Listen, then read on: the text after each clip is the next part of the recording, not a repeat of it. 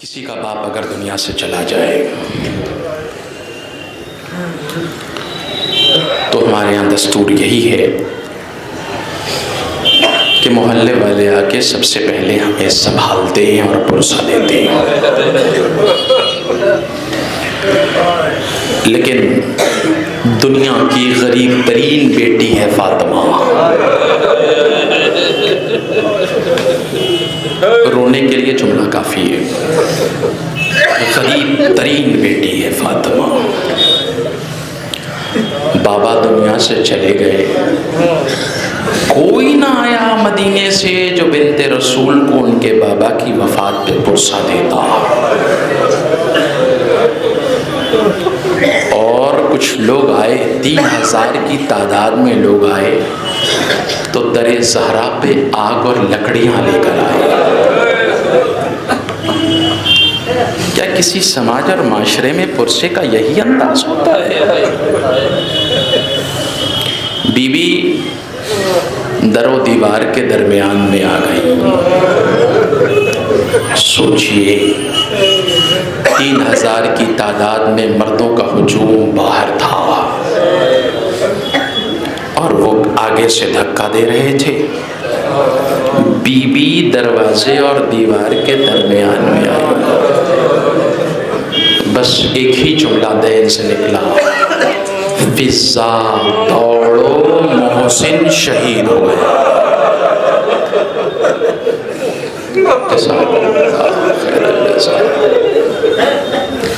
اس کے علاوہ be be کچھ کہہ نہیں سکی. روایت تو کہتی ہے بی بی خود سے اٹھ بھی نہیں سکی. بی بی کی پہلو شکستہ ہو گئی، پسلیاں ٹوٹ گئیں. یہ رونے کے لیے جملہ کافی ہے کہ بی بی کی پسلیاں ٹوٹ گئیں. پسلیوں میں اگر تھوڑی سی اذیت ہو جائے تو سانس لینے میں بڑی دشواریاں ہوتی ہیں، لیکن جس کی پسلیاں ٹوٹ گئیں اسے کتنی اذیت ہوتی ہوگی.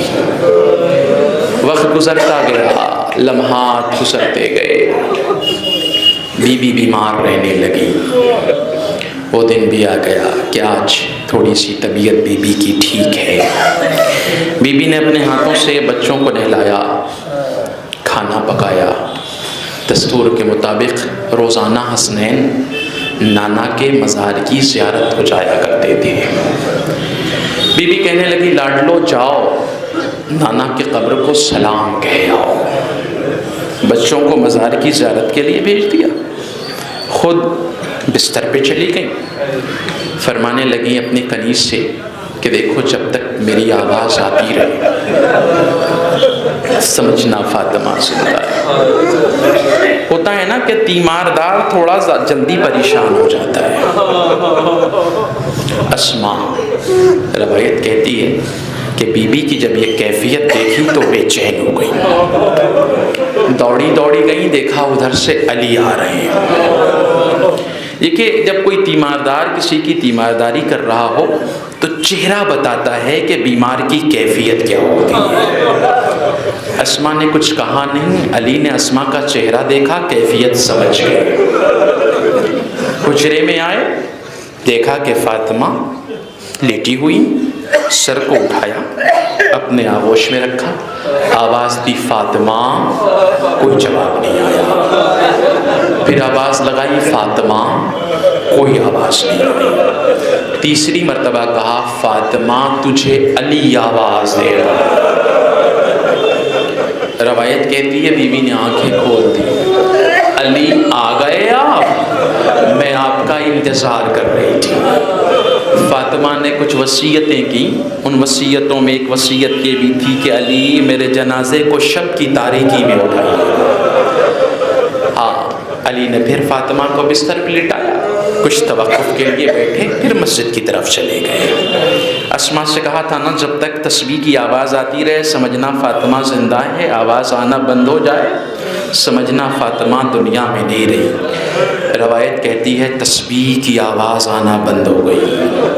اسما سمجھ گئی، آواز لگائی فاطمہ انا للہ و انا الیہ راجعون۔ ننھے ننھے بچے 7-8 برس کے حسن و حسین مزار سید انعام کا طواف کر رہے تھے۔ آواز آئی لاڈلو یہاں کیا کر رہے ہو؟ تمہاری ماں دنیا سے چلی گئی۔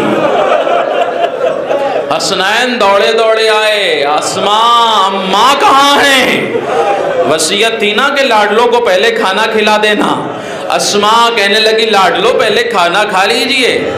اب اسماء کیا تو نے ہمیں کبھی بغیر ماں کے کھاتے دیکھا ہے کہ آج ہم بغیر ماں کے کھانا کھا لیں؟